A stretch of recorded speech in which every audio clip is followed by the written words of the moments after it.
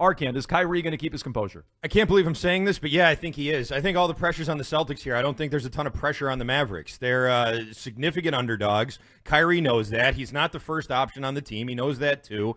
He's been going on and on about this great partnership he's had with Luka Doncic, and they've gotten further than he made it with Kevin Durant, who was supposed to be, his best friend out there. And I think that in a lot of ways, whether it's through, whether you believe that he's actually a changed guy or not, in a lot of ways, he's at least putting up enough of a front to let me know or signal to people anyway that he's trying to be different from how he was when he was in Boston or even in Brooklyn or even in Cleveland or even last year with Dallas when it seemed like they weren't getting along and things weren't going well there either. And so because of all of that and because all the pressure's on Boston here and none of it's really on Dallas, I don't see Kyrie just flipping out, is he going to get into it with the fans? Maybe they'll go back and forth. I don't think anything bad's going to happen there. I don't think you're going to see him lose it on the court. I don't think you're going to see him chuck a ball into the crowd or anything like that. I think it's going to be pretty much on the level, and I think that's, if Kyrie does stay composed, I'd also think that'll happen because he's playing well. So if he's playing well, then that's something the Celtics have to be on edge about. So I think he will. I don't think that Kyrie's going to lose it in this one, despite what he said yesterday. Okay. Mego, you agree with Arcand? I do agree. I think it just benefits Kyrie too much to, screw it up on such a big stage. I think that he is really reveling in this journey he's on as he keeps talking about his emotional journey he talked about for 20 minutes yesterday in front of the media. Like he likes this redemption arc for himself is what I see when I watch him and I listen to him talk. Like he's leaning into this. He's changed. He's a dad now, being a parent. He sees things that are bigger than the game of basketball, but in a different way than he used to talk about. I'm not saying that I'm buying it. Like I don't for the most part, but I buy that he buys the benefits of it. He's going like, oh, everybody is, coming off of this press conference yesterday. I was looking online today, all the articles, everything is Kyrie talks, with remorse about the way that he behaved at the TD Garden last time around, this and that. Like, I think that he knows that this is working for him right now publicly, and people on TV are saying glowing things about him. Perk is apologizing to him, and we'll get into what else Perk's message for Celtics fans is as we head into the finals today. But I don't see Kyrie getting so overwhelmed, as Arcand said, to screw it up. Okay, it's one thing to do it at the podium. It's another to keep it locked up when you got 20,000 people booing you. And so I'm the opposite of you two, and I might have answered this the same as you did yesterday. But after listening to Kyrie, there's no way I think he can keep it together. He couldn't fully keep it together in a 20-minute press conference. He couldn't fully keep it together and stay on message and not be his douchey self. He couldn't do it. He talked about how the media failed miserably. He blamed some medical staff. It might have been the Celtics medical staff, but he blamed the medical staff at some point along the line for him not being healthy and whatever painkillers they were giving him and why he wasn't right. Antibiotics. In his right mind. He wants credit for Tatum and Brown. Do you notice that? He wants credit for them being where they're at. And he keeps alluding to exactly what you said, Mego. The idea that there's an untold story in Boston. By my count, he did that 3 different times. We already played you one. Let's hear a couple more. I want to give you more examples of what Kyrie was doing yesterday and why I don't think he's going to be able to keep it locked up. He's not going to be able to do it. He can do it for a 30-second soundbite, or in his case, a 2-minute soundbite. Maybe he can do it for most of, not all of, a press conference. I don't think he can do it for 4 games in Boston or 2 or 3 games in Boston, if that's all it is. I don't believe he can. So let me hear Kyrie 3 on the lessons from his time with the Celtics. The full story can wait for another day, but can you give an example of something in Boston that made you a better leader, better person, better player, just that happened specifically while there? Yeah, I just think moving on to the next thing, just learn how to move on and let go of the past. It could cripple you if you allow it to, because I've been bombarded with Boston questions since I left and people trying to figure out what actually happened. But again, I think the full story will come out probably when I'm retired or when it's appropriate, like I said.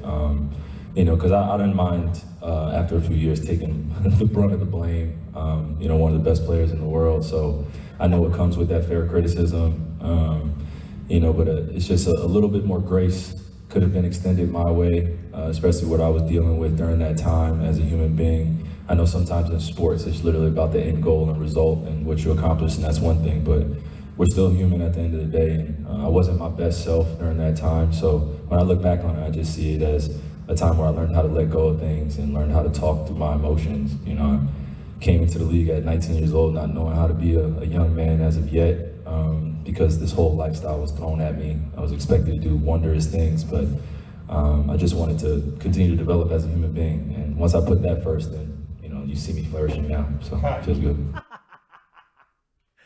I'm going to flourish as a human being. I need grace. I'm one of the best players in the world. Now, look, he did acknowledge he could have handled things better there, which is maybe a little progress for Kyrie. But he keeps pecking at the full story will come out.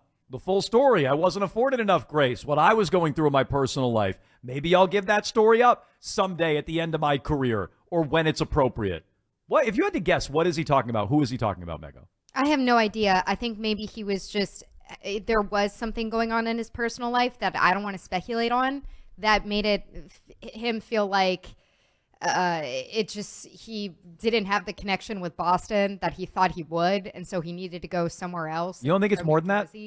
What do you mean? Like, do you have a theory of what it is? I already told you. I think it's more about the organization than it is about the city or anything but he in his keeps personal saying life. like how I felt as a human being. Like, you think that there's something where he felt disrespected by the organization? Yeah, could be. Yes. They bent over backwards for him. Yeah, I mean, I don't know that he sees it that way. I certainly see it that way. It felt You that see way it that in real time to a point that it was aggravating his final season here. You know, his final season here when we got halfway through that season, and especially at the All-Star break with the 2 max contracts with Kevin Durant and how that blew up. Like, if you recall, the organization was still bending over backwards about how much they wanted him to stay there. So I have a hard time like making that connection. Yeah. I think here's the thing. You're a sane person. And so like with him, he might not see it that way. I'm not sure he sees reality in the same way we all see reality. I'm not sure he sees it as them rolling out the red carpet for him, Mego. Well, yeah, because we can't see the truth, man. We don't know if things happen behind the scenes, too, that we're outside of that. We got the Celtics point of view on that, and that's really all we got. Like, that whole thing at the All-Star break, it wasn't just the 2 max slots. You remember he was hurt. Like, he had a knee injury, and he still wanted to play, and they were like, yeah, well, if he plays in the game, that's basically the same as if he rehabs back in Boston, so we're very happy with him going there. Also, they would say anything to try and keep him. Also, don't you think Kyrie wanted to make moves? Yes. Like, I think Kyrie wanted to, like, tear apart that roster and get rid of young kids. He wanted to LeBron it up. Yes. And so when I say I don't think he felt like they did everything for him, that's what I'm talking about. Now, they made the right call holding on to guys like Tatum and Brown, but I don't know that he agreed with that at the time. I didn't always agree with that at the time. I would have traded Jalen 18 billion times. And so I think he felt that way, and I think he's more talking about that. And, like, the idea that, like, everything was thrown at me when I was 19. That's not when he came into the league, or joined the Celtics, rather. That's when he originally came into the league. Yeah, by the way, when I heard that, my immediate response, and maybe this is me being a little bit, like, fangirly or protective over here, I was like, damn, that makes Tatum look good.